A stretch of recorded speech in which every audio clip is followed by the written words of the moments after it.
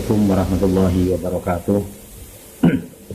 Alhamdulillah wa syukurillah, wassalatu wassalamu ala rasulillah sallallahu alaihi wasallam. Yang kami hormati Ibu dosen, Ibu Minadirah SPDI, SPD, MPD selaku pengampu mata kuliah Pancasila, dan juga teman-teman senasib dan seperjuangan yang kami sayangi dan juga kami banggakan. Di sini saya Toha Maksun dengan nomor induk mahasiswa 1120136 akan berpresentasi terkait demokrasi. Yang pertama adalah pendahuluan. Secara etimologis, demokrasi berasal dari bahasa Yunani, yaitu demokrasia, yang terdiri dari dua kata, yaitu demos yang artinya rakyat dan kratos atau kratein yang artinya kekuatan atau pemerintahan. Secara harfiah, demokrasi berarti kekuatan rakyat atau suatu bentuk pemerintahan negara dengan rakyat sebagai pemegang kedaulatan. Pengertian demokrasi menurut para ahli diantaranya yaitu menurut Montesquieu, yaitu kekuatan negara harus dibagi dan dilaksanakan oleh tiga lembaga atau institusi yang berbeda dan terpisah satu sama lainnya, yaitu legislatif, eksekutif, dan yudikatif. Yang kedua, menurut Abraham Lincoln, Presiden Amerika yang ke-16, demokrasi adalah pemerintahan suatu negara yang diselenggarakan dari rakyat, oleh rakyat, dan untuk rakyat. Yang ketiga, menurut Aristoteles, suatu kebebasan atau prinsip demokrasi ialah kebebasan, karena hanya melalui kebebasanlah setiap warga negara bisa saling berbagi kekuasaan di dalam negaranya. Berdasarkan beberapa pengertian demokrasi di atas, dapat ditarik kesimpulannya bahwa demokrasi adalah suatu bentuk pemerintahan di mana kekuasaan atau kedaulatan ada di tangan rakyat. Dengan kata lain, rakyat dapat dilibatkan dalam setiap aspek kehidupan bermasyarakat, berbangsa, dan bernegara. Selain itu, dapat dipahami bahwa negara yang menganut sistem politik demokrasi senantiasa mengingat kehendak rakyat. Jadi, semua tindakan dalam melakukan kekuasaan negara tidak bertentangan dengan kehendak dan kepentingan rakyat. Adapun ciri-ciri demokrasi menurut Undang-Undang 1945, yaitu adanya jaminan HAM tertuang dalam pasal 28A sampai J dalam Undang-Undang 45, dan adanya jaminan kemerdekaan bagi warga negara untuk berkumpul dan beroposisi, serta berlakunya dan kedudukan sama bagi seluruh warga negara dalam hukum atau tertuang dalam pasal 27 ayat 1 Undang-Undang Dasar 45. Selanjutnya, kekuasaan yang dikontrol oleh rakyat melalui perwakilan yang dipilih oleh rakyat. Yang terakhir, ciri-ciri demokrasi menurut Undang-Undang 45 yaitu jaminan kekuasaan yang telah disepakati bersama. Dan prinsip-prinsip demokrasi menurut Undang-Undang 45 yaitu keterlibatan warga negara dalam pembuatan keputusan politik, tingkat persamaan tertentu di antara warga negara, tingkat kebebasan atau kemerdekaan tertentu yang diakui dan dipakai oleh warga negara. Selanjutnya, suatu sistem perwakilan, suatu sistem pemilihan kekuasaan mayoritas, kekuasaan pemerintahan dibatasi oleh konstitusi. Prinsip-prinsip demokrasi selanjutnya menurut Undang-Undang 45, pemilu yang bebas, jujur, dan adil agar mendapat wakil rakyat yang sesuai aspirasi rakyat, jaminan hak asasi manusia, persamaan kedudukan di depan hukum, peradilan yang jujur dan tidak memihak untuk mencapai keadilan, kebebasan berserikat dan mengeluarkan pendapat, dan selanjutnya adalah kebebasan pers. Jenis-jenis demokrasi berdasarkan penyaluran aspirasi rakyat ada dua, yaitu demokrasi langsung dan demokrasi tidak langsung. Adapun demokrasi langsung yaitu suatu sistem demokrasi yang melibatkan seluruh rakyat secara langsung dalam menentukan berbagai kebijakan umum, urusan negara, dan permusyawaratan dalam suatu negara. Dan demokrasi tidak langsung adalah demokrasi atau suatu sistem demokrasi untuk menyalurkan keinginan warga atau rakyatnya melalui perwakilan dari parlemen. Jenis-jenis demokrasi berdasarkan prioritas atau titik perhatian. Yang pertama, demokrasi material atau rakyat ketimuran, yaitu menghilangkan kesenjangan ekonomi, menjadikan segala sesuatu menjadi milik negara. Contohnya negara Rusia, Cekoslowakia, Polandia, dan Hungaria. Yang kedua, demokrasi formal atau liberal, bisa dikatakan sebagai kapitalis atau yang ada di negara barat, yaitu menjunjung tinggi persamaan dalam bidang politik tanpa disertai upaya menghilangkan kesenjangan ekonomi. Yang terakhir adalah demokrasi campuran, mengambil kebaikan dan membuang keburukan demokrasi formal dan material. Demokrasi di Indonesia sejak merdeka sampai sekarang ada beberapa macam. Yang pertama adalah demokrasi parlementer di tahun 1945 sampai 1959. Tahun 1945, setelah konvensi meja bundar, Indonesia resmi menjadi negara RIS. Konstitusi yang digunakan adalah konstitusi atau undang-undang RIS. Setahun kemudian, dengan penuh tekad, pembubaran RIS yang dilaksanakan dan kembali ke NKRI. Namun, dirasakan Undang-Undang 1945 tidak relevan lagi digunakan. Oleh sebab itu, diberlakukan Undang-Undang Dasar sementara mulai 17 Agustus 1950. UUDS diberlakukan dengan waktu yang tidak tentu sampai dengan konstituante yang dibentuk Presiden berhasil merumuskan konstitusi baru. Nah, dari sinilah Indonesia menganut demokrasi liberal atau demokrasi parlementer.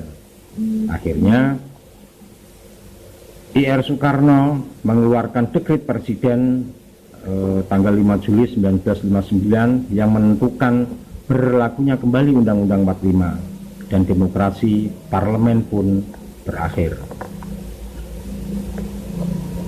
Demokrasi di Indonesia sejak merdeka sampai sekarang yang kedua adalah demokrasi terpimpin. Pada periode tahun 1959 sampai 1965, kekuasaan didominasi oleh presiden. Terbatasnya peranan partai politik, berkembangnya pengaruh komunis, dan makin meluasnya peranan TNI atau Polri sebagai unsur sosial politik. Pada masa demokrasi terpimpin ada 3 unsur kekuatan utama, yaitu R. Soekarno, PKI, dan Angkatan Darat.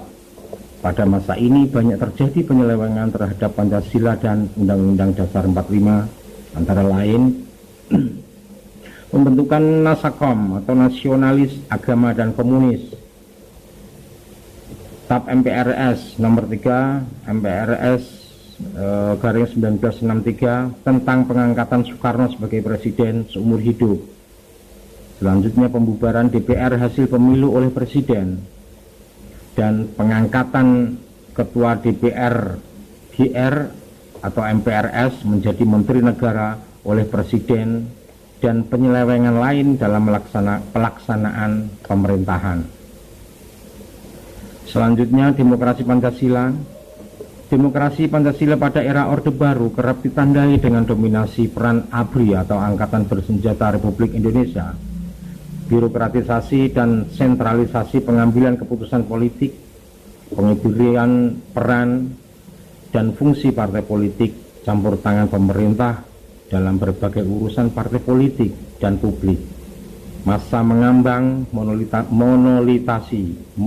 monolitisasi ideologi negara, inkorporasi lembaga non-pemerintah, Pemerintahan Orde Baru sendiri berakhir pada tahun 1998 setelah Soeharto dilengsarkan oleh rakyatnya pada bulan Mei 1998. Yang selanjutnya demokrasi Pancasila di era reformasi pada tahun 1999 sampai sekarang, kebebasan pers dan kebebasan berbicara pada era ini berfungsi sebagai check and balance serta memberikan kritik supaya kekuasaan yang dijalankan tidak menyeleweng terlalu jauh.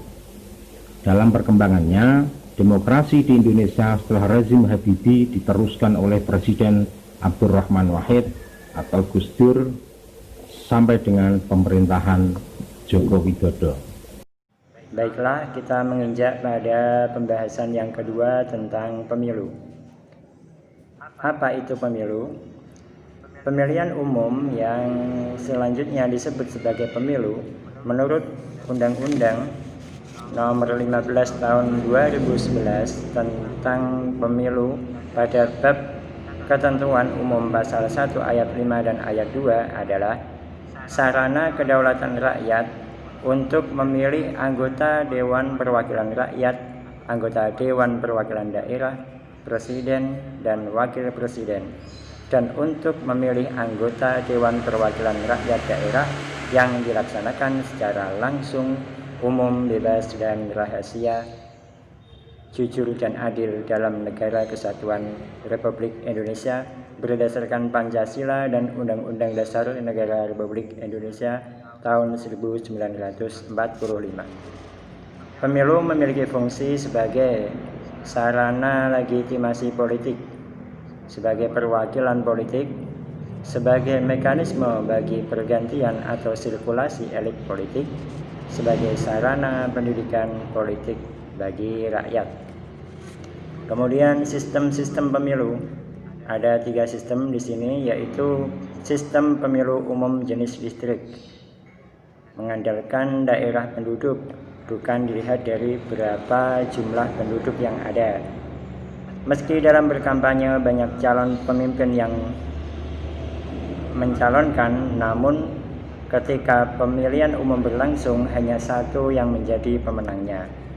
Yang kedua, sistem pemilihan umum proporsional, lebih banyak memakai pertimbangan-pertimbangan dan pemikiran yang logis tentang jumlah penduduk dan jumlah kursi di suatu daerah pemilihan.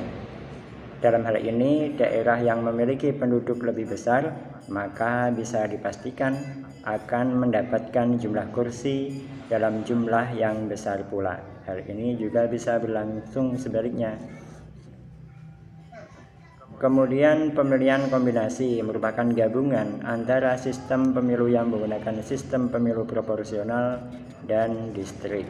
Contohnya, sebagian anggota dari parlemen negara dipilih dengan menggunakan sistem proporsional dan setengahnya lain lagi menjalani pemilihan dalam sistem distrik. Kemudian asas-asas pemilu.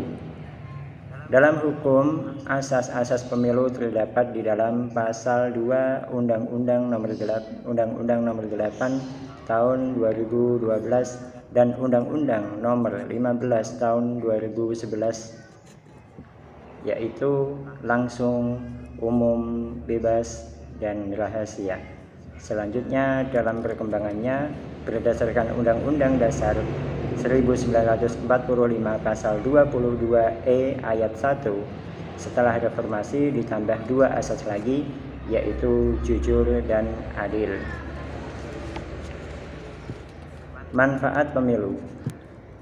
1. Sebagai sarana terbaik untuk melakukan pergantian pemimpin secara konstitusional dan kondusif. Sebagai tempat rakyat untuk mengeluarkan pendapat atau sebagai wadah untuk ikut berpartisipasi dalam proses politik. Selanjutnya sebagai tempat bagi para pemimpin politik untuk mendapatkan legitimasi dan mendapatkan kepercayaan dari rakyat. Selanjutnya sebagai wadah untuk mewujudkan kedaulatan rakyat yang kuat dan tidak bisa diintimidasi oleh pihak manapun, dan memiliki hak penuh untuk memilih calon pemimpin sesuai dengan keinginan tanpa paksaan, ancaman, atau tekanan dari orang lain. Adapun lembaga penyelenggara pemilu, ada 3 lembaga, yaitu KPU, Bawaslu, dan DKPP. KPU bertugas melaksanakan pemilu, sedang Bawaslu bertugas mengawasi penyelenggaraan pemilu. Apabila ada penyelenggara pemilu di sini adalah KPU dan Bawaslu sendiri yang melakukan kecurangan-kecurangan, maka DKPP lah yang di sini yang berperan. Karena tugas DKPP adalah menangani pelanggaran kode etik penyelenggara pemilu. Demikian presentasi dari kami kelompok 7. Saya atas nama Muhammad Barizi dan teman saya Toha Mahsun mengucapkan terima kasih dan mohon maaf apabila ada kesalahan. Wallahul muwaffiq ila aqwamit thoriq. Assalamualaikum warahmatullahi wabarakatuh. Dengarlah nyanyi sunyiku, bait risau